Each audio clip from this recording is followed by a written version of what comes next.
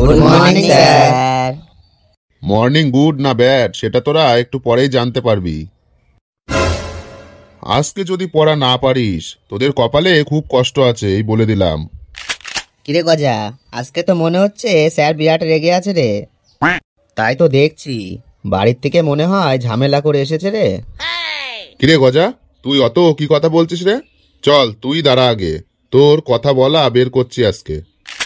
তুই বলতো আমরা দিওয়ালি কেন পালন করি? দিওয়ালি দিওয়ালি এই ফটকে, তুই জানিস নাকি? না রে, আমারও তো ঠিক জানা নেই। তুই এক কাজ কর, বানিয়ে কিছু একটা বলে দে।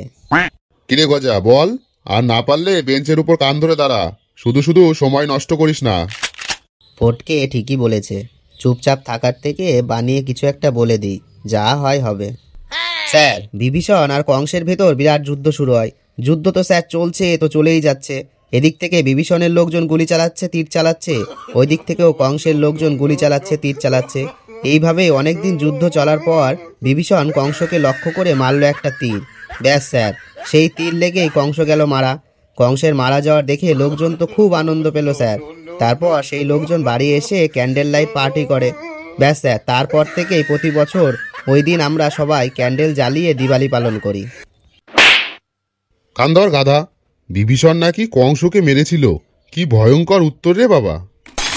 হে ভগবান, তুমি পৃথিবীতে এসে নয় এদেরকে মানুষ করো, আর নয়তো আমাকে তুলে নিয়ে যাও, কারণ এদের পড়াতে থাকলে কয়দিন পর আমাকে এমনিই পাগল হয়ে যেতে হবে। সাব্বাস গজা, দারুণ উত্তর দিয়েছিস। এই ফটকে, তুই আবার কি বলছিস রে? এবার তুই দাঁড়া তো, তুই বল আমরা দিওয়ালি কেন পালন করি?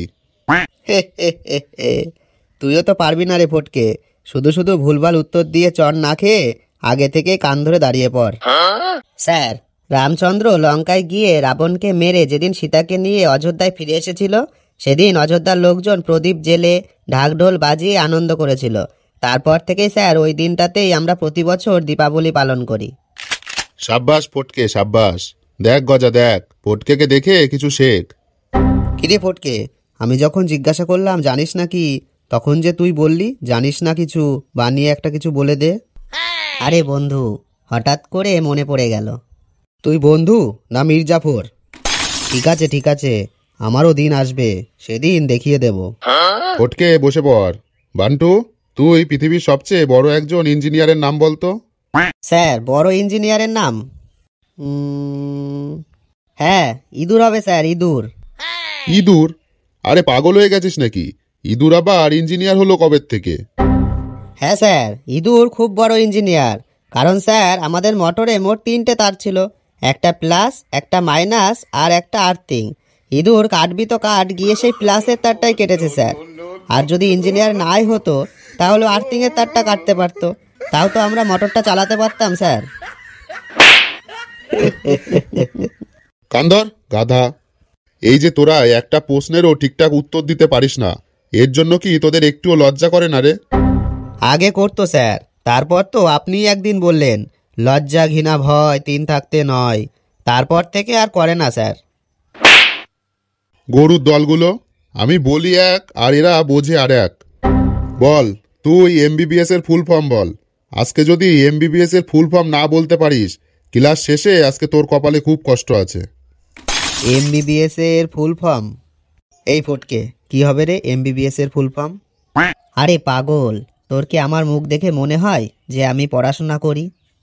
কিরে, পারবি না পারবি না? না স্যার, বলছি এমবিবিএস এমবিবিএস কি বলা যায়, কি বলা যায়, কিছু একটা বানিয়ে বলে দিই। Sir, member of back benchers student হবে। হে ভগবান, তুমি রক্ষা করো আমায়, এদের পড়াতে পড়াতে আমিই পাগল হয়ে যাব। এমবিবিএস এর ফুল ফর্ম নাকি member of back benchers student.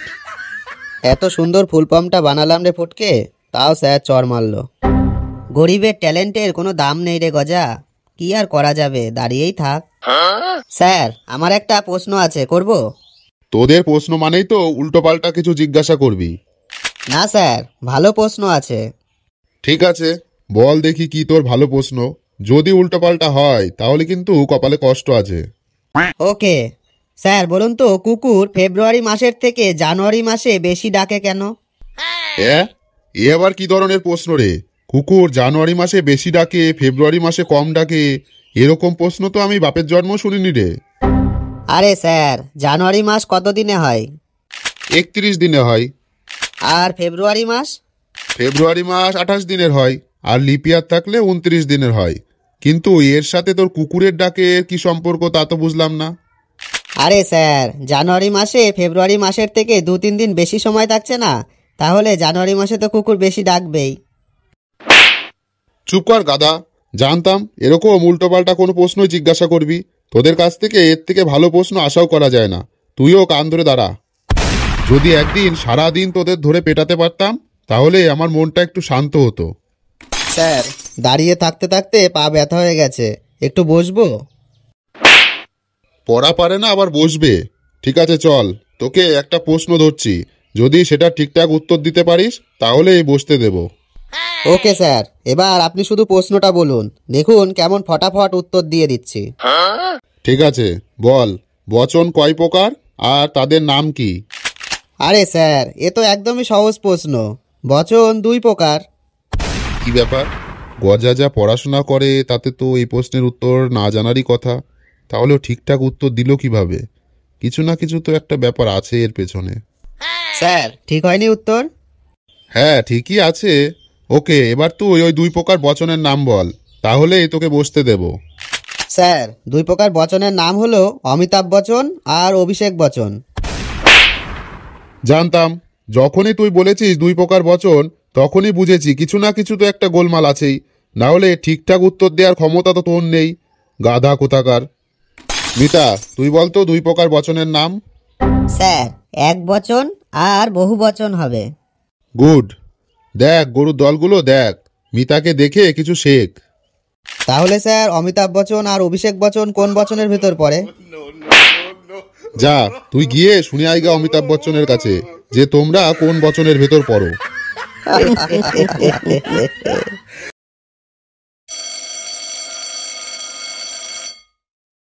বেঁচে গেলি আজকের মতো, পরের দিন পড়া না করে আসলে আরো কষ্ট আছে তোদের কপালে।